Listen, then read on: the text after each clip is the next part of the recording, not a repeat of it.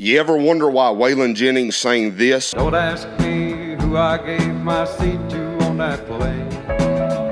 I think you already know. This is one of the most heartbreaking stories in music history. February 3rd, 1959 was a cold, unforgiving night in Clear Lake, Iowa. Three of rock and roll's brightest stars, Buddy Holly, Ritchie Valens, and J.P. Richardson, better known as the Big Bopper, boarded a small Beechcraft Bonanza plane seeking warmth after a very cold tour. By morning, the world would wake up to a tragedy immortalized as the day the music died. What if I told you that one man who would forever change the face of country music was almost on that plane? That man, who was just a 21-year-old kid at the time, was Waylon Jennings. He was touring with his best friend and mentor, Buddy Holly. You see, Buddy needed a bass player, so he gave Waylon 2 weeks to learn how to play the bass, and then took him out on the road. But what happened on that February night would haunt Waylon Jennings for the rest of his life. This is how Waylon Jennings survived the day the music died. The Winter Dance Party of 1959 was a very harsh tour through the frozen Midwest. Buddy Holly, who was desperate to break away from his label, formed a new band for the tour.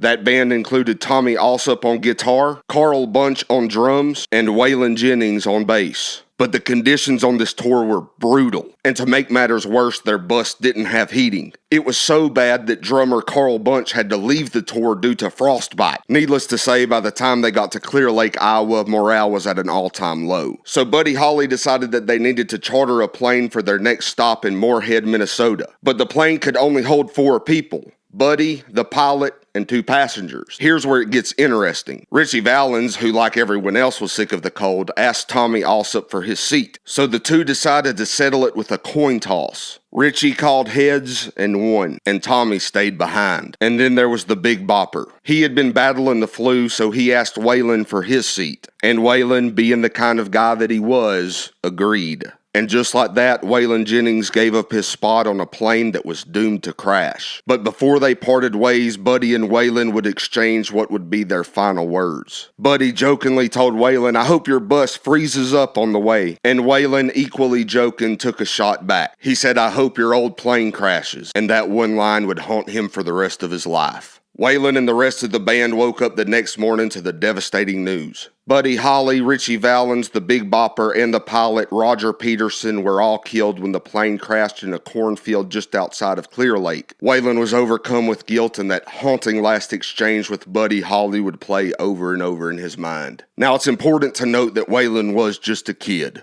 who had to carry the tragedy that reshaped the entire music world. I would imagine that he felt as if his life had been spared at the cost of his friends. But here's the thing about Waylon Jennings. He didn't let the guilt destroy him. Instead, he let it motivate him. He poured all of those feelings into his music and went on to become a pioneer of outlaw country, a movement that changed country music forever. He teamed up with Willie Nelson, Chris Christopherson, and Johnny Cash to create the Highwaymen, and gave us songs like "Are You Sure Hank Done It This Way?" We're all sure that you will, but I don't think Hank done it this way. And Lukenbach, Texas. Out of Lukenbach, Texas, ain't nobody feeling no pain. But through it all, that frozen February night lingered in the background. In later years, Waylon opened up about the tragedy, saying that the survivor's guilt had stayed with him. But he also learned that life is fragile, unpredictable, and precious. He once said that if it wasn't for Buddy Holly, he would have probably never left Texas, stating that Buddy showed him how big the world could be. Well, you're never ready for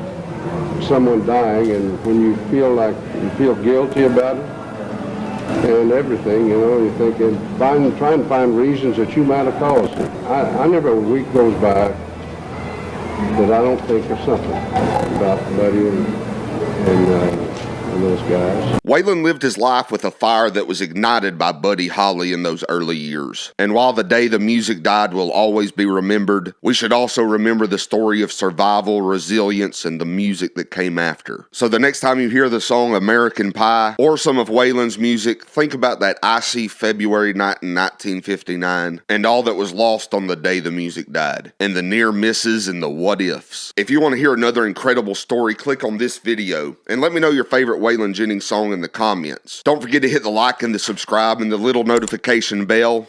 And as always, I appreciate y'all.